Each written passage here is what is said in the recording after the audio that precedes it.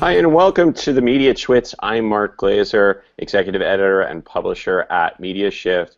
Today we'll be talking about immersive journalism and virtual reality at the edge of storytelling and making a bit of a comeback now with Oculus Rift, Samsung Gear, and Google Cardboard, as well as some interesting new immersive journalism storytelling with things like Project Syria and Perspective, Hunger in LA, and Harvest of Change. Lots of interesting projects going on in immersive journalism, and of course our immersive journalism women's hackathon coming up this weekend. So we'll be talking about that on this week's edition of the Mediatwits. First, a word from our sponsor. Running your own business requires focus, and so does parenting. Mediatwits podcast sponsor NextSpace created a place where parents can give their best quality of attention to both co-working space and childcare space under one roof. Learn more at nextspace.us/nextkids. So before we get into our discussion, I want to introduce our panel. This week we have Andrew Lih joining us from American University, Anthony DeBarros joining us from DocumentCloud, formerly at Gannett, Ryan Pulliam and Morris May from Specular Theory, and Jefferson Yen, our producer in LA. So a lot going on in the immersive journalism field now. It seems like there's a lot more projects underway, more to come, a lot of interesting new gear. Microsoft has its kind of AR, HoloLens. We'll probably talk about that a little bit too. Anthony, I know you worked a lot on the Harvest of Change project at Gannett, which was kind of the big deal last year. But what do you see in working on that and seeing everything that's coming up? What do you see as some of the potential for virtual reality when it comes to journalism? Yeah, that's a great question, and thanks for having me on. I really appreciate it. I think every time a new technology comes along that's groundbreaking and offers journalists a new way to tell stories, it's just a great opportunity to explore how we can tell stories in ways that we never have before. And let's face it, the thing that we really want to do, whether it's how we structure the text of our stories or take photographs or take traditional video, we want to bring journalists, or we want to bring our readers, I should say, or our viewers to the places and into the story as much as we can. So back in J school, when I was studying how to do that with writing, we talked about very descriptive words. But now, through virtual reality technology, we can give people a real sense of presence. We can really help them go to places and be really immersed in a topic in a way that they never have before. And I think that's a very exciting opportunity for storytelling. And what do you think some of the limits are right now? Because not everyone has a headset. That's one obvious limitation. Some of the gear is getting cheaper, like a Google Cardboard. But what do you see as some of the kind of the challenges? Well, we'll talk, I'm sure, about a lot of the technical challenges and how the marketplace is really yet to shake out, and how the platform itself is yet to really solidify so that everybody knows really what the standards are and who the players are that are going to really be the ones we have to pay attention to the most. But aside from that, I would say one of the great challenges is to help journalists understand how to effectively tell stories in this medium, and how to kind of transcend that thing that tends to happen when a new technology comes along, and that is to get so enraptured in the technology that we forget how to tell good stories. And that usually is a momentary thing. We've seen it happen, for example, with data journalism and data visualization, where people get really caught up in the ability to do really cool things with data viz and kind of lose the plot in terms of things like accuracy and good storytelling. I suspect that we're going to go through a short period of similar things with VR, where people are going to do things purely out of a wow factor, purely out of because we can do it, we're going to try. Just like, remember when all those 80s band videos on MTV that used every bad video effect that was available just because it was there on the switcher? Well, we're going to experience that with VR too, but I'm pretty confident that we're going to get past that quickly. We just need to really emphasize storytelling and getting into really the foundational aspects of using the technology to support the story rather than overwhelm it. Yeah, really good point. And Ryan, well, we got a 2-for-1 with you and Morris from Specular Theory, but tell us about what Specular Theory does when it comes to storytelling. You do it for brands and for other storytellers. Tell us about what the goal is of what you're doing. Well, the goal is to tell stories. So I think you brought up a couple of fantastic points there, and that is, you really hit the nail on the head. That's why these projects fail. People are so enveloped in the technology that they simply fail. And we have several examples of that just in our own work. So we try to try to avoid that by separating the story versus the technology. So we really step back from things and decide, just as you would a movie, what are you going to leave with this thing feeling emotionally wise? What are the important story points? And then not let the technology crush it. Simple technical examples of that I always love to point out is when we're making perspective, we actually, one of the things I wanted to do was record ambisonic audio throughout the entire piece. So we had all these giant microphones everywhere, and eventually people are tripping over cables and can't look at each other, and the things kind of fall apart.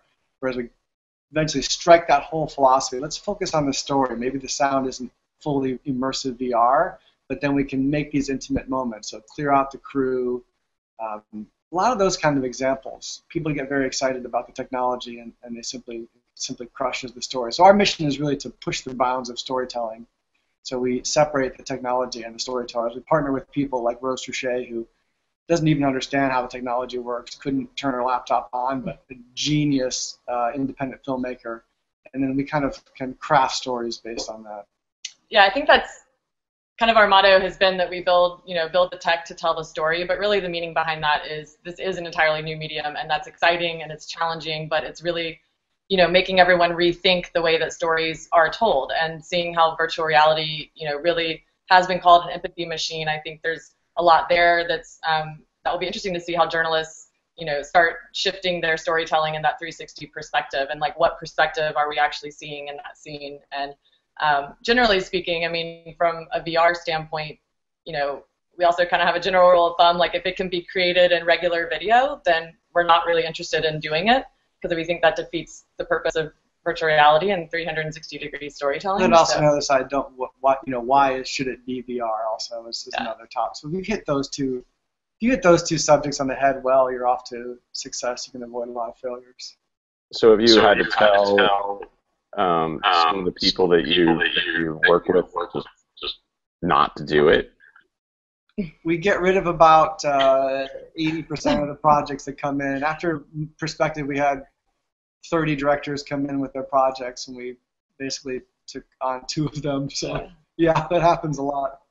Or we will work with them to shape that idea into something we can work with. We can take stories that I think don't work in VR and make them work in VR, just because from our knowledge of working in VR. But yeah, to answer your question, yes. Tell us about Perspective.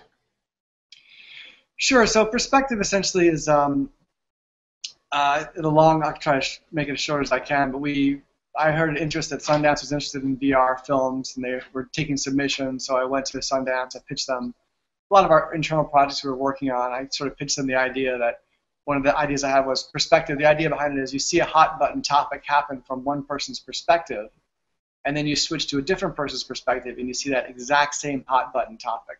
So the idea is by living through someone else's perspective, seeing the same event take place, you gain a different person's perspective. So Perspective. So when I pitched that to Sundance, they were very excited about it. They got behind the project. I was in the beginning writing it and directing it. It's a very difficult thing to do. You want to have subtle nuances between the characters, but we each perceive things differently. So there's a lot of kind of complicated storytelling genres in there. They partnered me with Rose Truchet. We worked on the project called, it's a series of short films. Chapter 1, The Party, premiered at Sundance, and got quite a bit of media and press about its ability to kind of break grounds as far as storytelling. It works well as the empathy machine in storytelling. Yeah. And Andrew, you were at ONA recently, and there was a lot of VR going on there. There was a frontline project that was released, and some gear that you could try out. What was your take? Did you feel like this is getting beyond the hype, or where do you feel like we are now when it comes to VR and journalism and storytelling?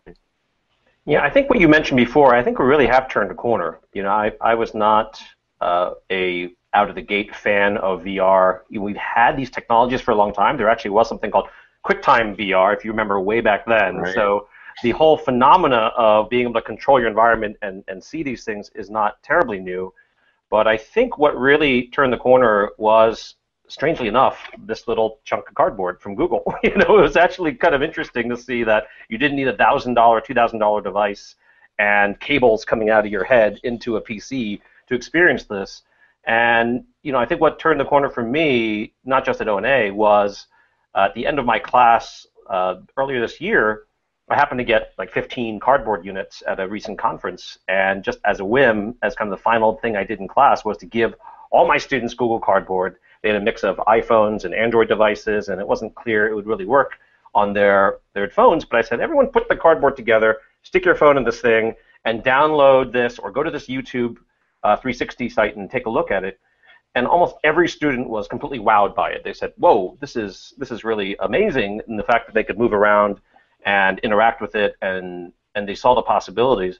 And it's very low tech compared to the amount of resources being put into filmmaking, but I think it really was really powerful when students saw that this was not something way off in the distance and something in dreamland. This is actually being done on their personal device in their pocket, and it was really powerful because this is something they can control. They understand this, and once you put this and this together, it's something that was that much more powerful. And I think the content is getting better. As Anthony said, just in the last year or two, we've been seeing some real elementary things being worked out in terms of the form, in terms of what's the proper pacing, what makes people motion sick, how much do you put into it to make the narrative compelling and not just to have whiz-bang toys. So I thought one of the best presentations I saw at O&A was by the folks at Deep Inc. So this was Thomas Wallner, who talked about the documentary they did called Polar Sea 360, and he said, and I think it's true, it's the only documentary I've seen so far that mixes documentary narrative that the editors have put together, combined with interactivity, and really woven together in a real nice balance of things that you can control, but also that the storyteller controls at the same time. But they readily admitted that they are still trying to figure things out. So what was kind of amusing about this was that it was really great. You could actually spin around and look at the Arctic while listening to a native narrate. But the funny thing is, the translation and the subtitles were still kind of stuck at the bottom of the screen, which is really distracting, right? You're interacting with this 3D virtual world, yet you kind of have to jump your mind out of the 3D VR and read these subtitles just nailed to the bottom of the screen. So they're still working on the technology so that the actual subtitles or the translation can be mapped into the 3D world. So while you're looking around, you'll have the subtitles in the world that you're looking at.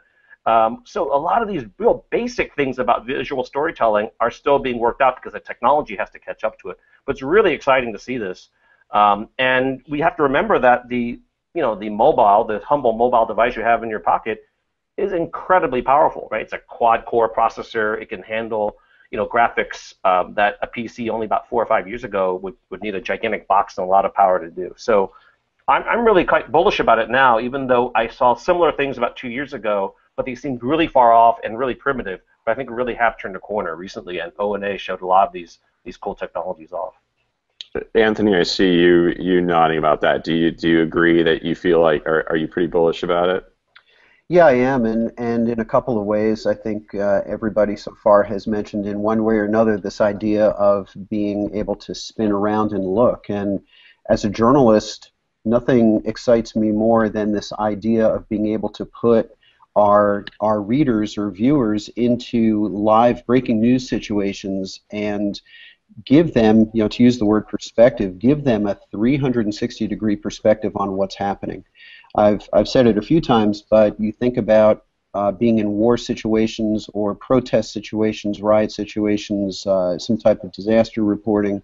When we get to the point where we can put a 360 camera in one of those situations and live stream, I think that's going to be really, really exciting. And in addition to this being the empathy machine, I also see it as being the machine that begins to remove subtleties of journalistic bias or journalistic selection bias. So, for example, anybody with a camera who goes out to report on a story or a notebook or a digital recorder, basically has to make decisions about what am I going to show, what's the best frame for this shot. Well, suddenly that decision making can be de-emphasized, and we can start to let the viewer decide what's most important. Just as if you were to happen upon a train derailment, you're going to be the one who's going to be looking around deciding what's interesting, and we're going to put that power into the hands of the viewers, and I think that's really, really cool. So when we get to those places, I think we're going to see a whole new kind or style of journalism emerge around this. Yeah, and speaking of that, when it comes to kind of perspectives, Ryan and Morris, I'm curious, when you work with clients, and let's say brands, or you work with Jeep, how if you give people a perspective, I mean, how do you, a lot of times brands, a lot of people are about controlling the message, controlling what people do, and then Anthony's talking about basically giving the user the control to really have perspective. Is that something that's kind of scares brands? I don't think so. Yeah, I think there's some educating that's involved. But fortunately, my background's in digital media and working with brands, so I can kind of speak their language or understand, their concerns and goals. And that's one great thing about working with Morris is, sure, there's definitely the answer that lies in the production of it and how do we shoot it and how does that story evolve. But for a brand, I mean, you look at, they're constantly trying to engage their audiences. They've done it through social media and conversation. They're putting ads on YouTube, and even on a mobile phone. The reality is, we can be having this podcast right now. I could still be checking my mail on my phone, and you don't really have that much of my attention. But when you strap something to someone's face, I mean, it's guaranteed that they're going to be looking at that content and nothing else. And I think that, aside from giving your audience something amazing to look at and be a part of the brand and be immersed, in a way that's never been done before, just from a sheer logistical and analytical standpoint, that's a lot of time for a brand to have 100% of your attention. Yeah. Could I just throw in one thing really quick about the whole idea of moving around and looking around? When we were at O&A in 2014, when we brought Harvest of Change and did demos of it, it seemed to me that 70 or 80% of the time I had to tell people who had the headset on that they could look around. They weren't necessarily, even though we prepped them and said this is a 360-degree experience, you're going to be able to look around, the mindset of here's a video and the video's in front of me and that's where I look, I think we're going to have to learn to do some subtle things, or maybe not so subtle things, to help people understand that this is not traditional video, but this is actually a world that you are suddenly able to immerse yourselves in. Exactly, yeah. And I think audio and things like that, it's part of the storytelling as well, right? So there's different ways to sort of cue people to turn their heads and look in different situations. But that freedom and that flexibility is huge, because a lot of times you'll look at something and then they give the headset to their friend, and then the friend says, "Oh my God, did you see this part of it?" And the other person's going, "Oh shoot, I missed that. Like, give me it to again." You're constantly going back and forth. Morris, did you want to jump in? I mean, I just think I'm much more. I'm asking me how much VR is like asking the butcher how much meat to eat. I mean, I'm very, it's just, I feel like we're such at the beginning stages of something that is a whole new way of telling stories and immersing fans, and that soon there'll be people will grow up on VR, and then none of these discussions will ever exist. People will they just know I hold this to my head and my ideas to look around. I've had 25 years of teaching people how to look at films with close-ups and long shots and things like that, but since it's brand new in VR, the first early adopters to first look at it have a little bit of a problem, but that language, I think, it just works itself out naturally, and this will just be another experience, and there'll be no real conversations about how to do it. It's just a natural evolution of a new medium. Yeah. Andrew, what do you think about the issue with, let's say, not being totally widespread quite yet, and maybe not, the storytelling might not be reaching, let's say, as diverse of an audience as it will in the future? I mean, this is typical with kind of early adopter stuff, where you just have the kind of people who are real enthusiasts. It seems like it's a big thing in gaming. That seems to be the biggest place for VR. But what do you think about that, as far as like really getting it out to people? Yeah, I mean, that's another reason why I think the cardboard approach is really great, right? So as you mentioned, one of the things that they were debuting at O&A was the frontline VR version of the Ebola outbreak. They're actually giving these away, so you could actually assemble the custom cardboard for frontline Ebola outbreak there. And in previous O&As, if you want to experience what Nani de la Peña was doing with Hunger in the Golden State, you have to sign up on a sheet. They ran out of slots. You needed to really ready yourself for that experience. And it's just so much more immediate when you have this. So the same way that console gaming is now not the norm but an anomaly, and casual gaming on your mobile is the norm, I think that's going to be the same thing for VR, right? What you have with you is a lot more powerful than trying to set up a time, to find expensive hardware, and to get the high fidelity version of that. Just something medium to low fidelity can be just as powerful.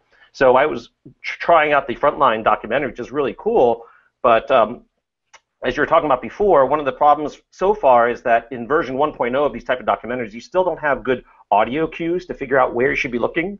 So although this is a very powerful opening scene where you're standing in the middle of a village and all these people are dying around you, and you really do feel this visceral connection to the story now, you're not quite sure where to go next. And I think that the next generation of this content will do better to give you those audio cues and to mix immersive with trying to bring you through a narrative, because traditionally, Frontline's been great at giving you that real strong 60-minute documentary, but it still needs to figure out how to mix that with VR in an immersive way. Right, and that was a collaboration too with another VR studio, right? So this is a lot of these are about collaborating.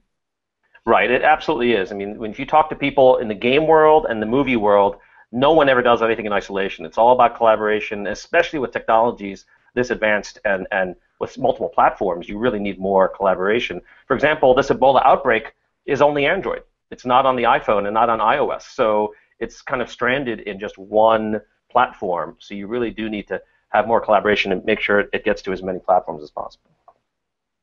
Yeah, and in collaboration, I know Ryan and Morris, you work a lot that way. How does that, I mean, in some ways that seems like that's great, but then it also, I guess, takes a lot of education when you're working with people who just haven't used the forum before. Definitely. Yeah, exactly. That's what we do. I mean, we try to provide a facility that people can come in and make VR without a lot of difficulty. So as you pointed out, it's pretty difficult to make VR at this point. So there's a lot of technical hurdles. So we try to make all that disappear and just focus on the mission and the story. And yes, challenges. Yeah, I think the biggest misconception is just people assume, oh, all I need is a special camera, and then I can just plug it in and play it back, because that's just what everyone thinks immediately. And so it's constantly, no, your current production company can't specifically handle this unless they are doing VR. It does require a special camera and like a series of other things, including the entire pipeline. And so I think that's cameras are going to get smaller and more capable, and things will get easier. But until that day, I think our deal is we sort of do storytelling and handle everything soup to nuts. So if you have an idea and you want us to do that idea exactly, then we can make a recommendation and we can just do as is. Or some people just say, hey, we really just want to do something in VR, and that's all the parameters that we have. But I think it's not so much out of ego, just more out of the fact that it is really hard to create. And so if we can collaborate in some ways, and then in some ways it is just better to do everything in-house when everything is so custom built. We find some people get it right away. They just, this is VR, this is how to do it. Some people, a lot of times, think the more successful you are, sometimes it hinders you. You get too involved in the technology, which I think you made a point earlier on. So we find some people just have a knack for it, can pick it up right away. There's not a lot of explaining. People have maybe a theatrical background. But one thing I do want to point out right away is when you keep holding up the cardboard is I think a lot of people don't realize that it's literally as simple right now as when your phone is in here and you're an Android device, you hit the cardboard button and you can stream YouTube to it and watch it. And that means that I don't know how many people have cell phones in the United States and how many people have YouTube accounts, but that is freaking powerful. And I think it's not explained very well to people that literally put your Android device, maybe even next week your iPhone, in here, hit the cardboard button, from YouTube you can stream VR. I mean, obviously the quality is not ideal and there are problems. And literally just Facebook supporting 360 video is, I think, huge for us. And that's like something that people aren't completely up to date on. But literally in your Facebook feed, you see 360 video that you can it's kind of a silly thing panning around with the mouse, but that I'm sure that'll point right to your cardboard and right to your headset immediately, and that'll connect us in a way that has never happened before as far as the mass adoption of it and taking off. Right. So you're talking about basically these technologies that don't even require any hardware at all. You can just kind of more like the QuickTime VR idea where you just kind of, zoom through and pick, and there's YouTube 360 and Facebook 360 too, right?